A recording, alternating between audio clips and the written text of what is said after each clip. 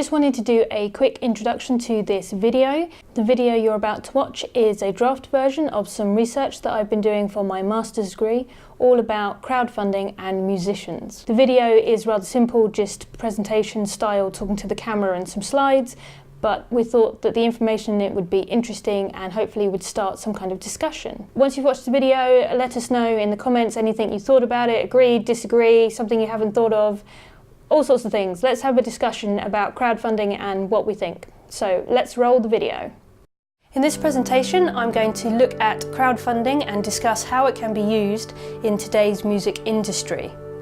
I'm going to look at the definition of crowdfunding, explore some different types of models that are available today, and also look at how I could use it in my current line of work.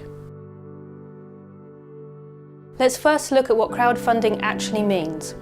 Schweinbacher and Laraud in 2010 wrote, "Crowdfunding is the financing of a project or venture by a group of individuals rather than professional parties, for instance banks, venture capitalists or business angels." If we look at this from a musician's perspective, we can take this to mean sourcing income directly from the fans themselves instead of or alongside a traditional record label. Traditionally, musicians have done this via selling merchandise, but we are now in the era of funding album creation, touring, online content, even staff wages in some instances. Just take a look at Amanda Palmer's Patreon page, where she says, "Your support helps me to cover all my general costs of doing business, my office, my staff."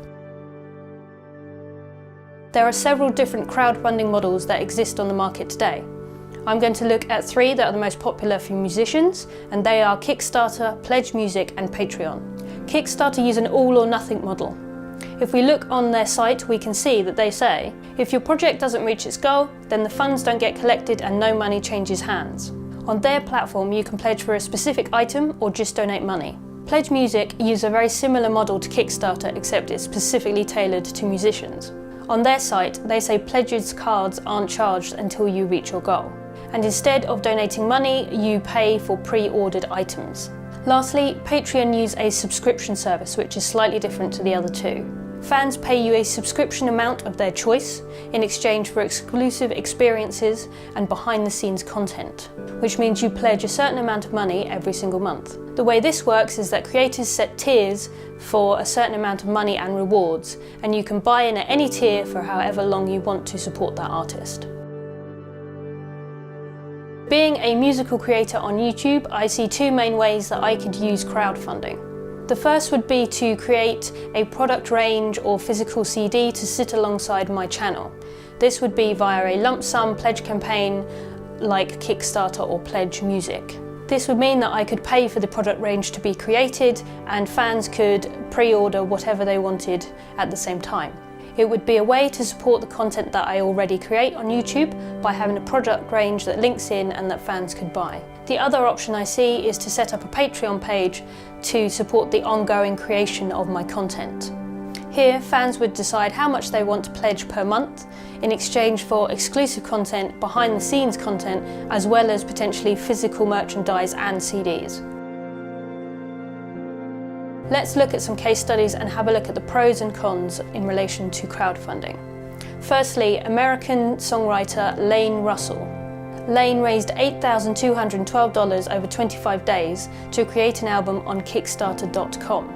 The first big pro that I see with her campaign is that she seems to be completely independent. There doesn't appear to be any record label involved or any management. She's just an independent songwriter looking to make an album. This potentially means that any musician, whether they're signed or not, could use crowdfunding to fund their project and keep creative control.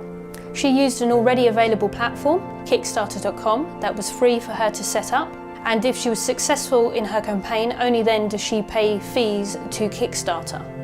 So from this, we could take that crowdfunding is relatively easy and cheap to set up and get going. Next, let's look at how Lane actually managed to raise those funds. In an interview with launchandrelease.com, a crowdfunding tutorial blog, Lane explains how she felt the key to having continuous donations throughout her campaign was due to personal engagement. She mentioned that she had no real fan base, as she didn't play in a band, she didn't play live, and she had no mailing list either. She said the key to her success was that she spent time every single day of that 25-day campaign messaging and emailing friends, family, acquaintances, telling them about her campaign and how excited she was about it.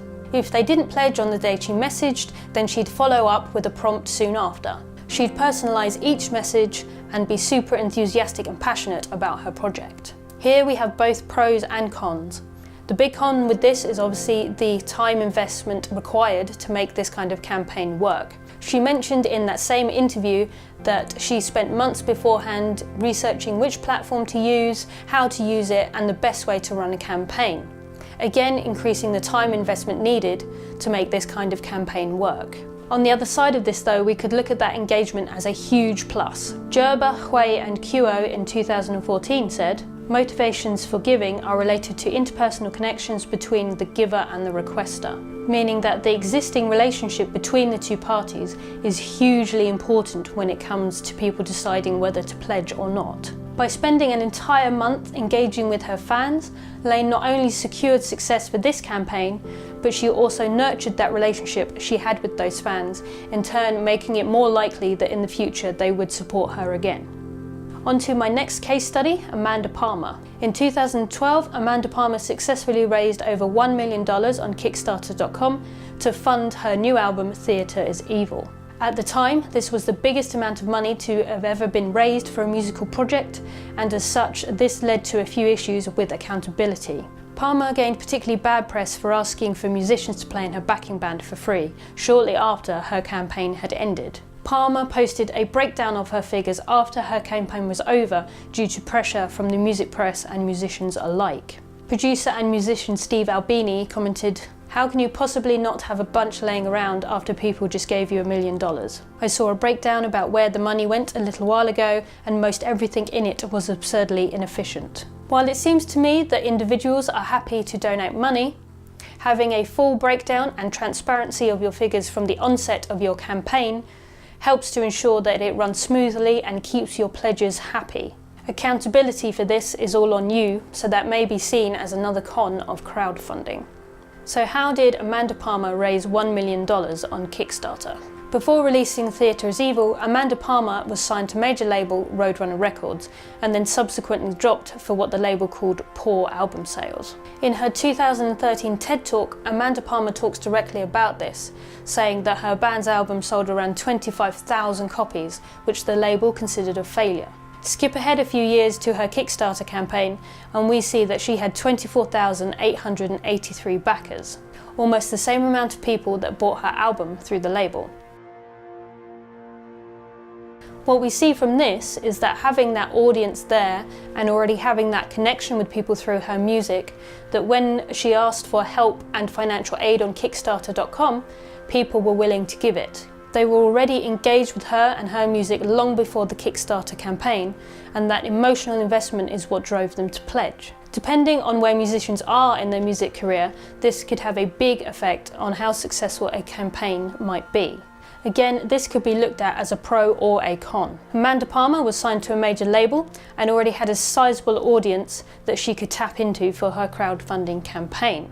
In my opinion, I feel that that is why she was able to raise over 10 times her original $100,000 budget. For an independent artist though, that's never been signed to a label and doesn't have a sizable audience, I don't think they'd be as successful as raising as much money as someone who has. That's not to say I think independent artists shouldn't crowdfund, but I think the target amount that they're asking for should reflect the size of their audience.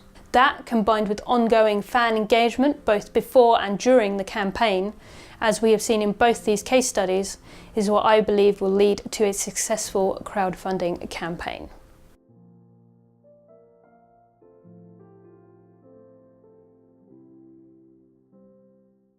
Thanks so much for watching. If you did find that interesting, cool, let us know. If you think crowdfunding is terrible, also let us know. And we'll see you next week. Bye!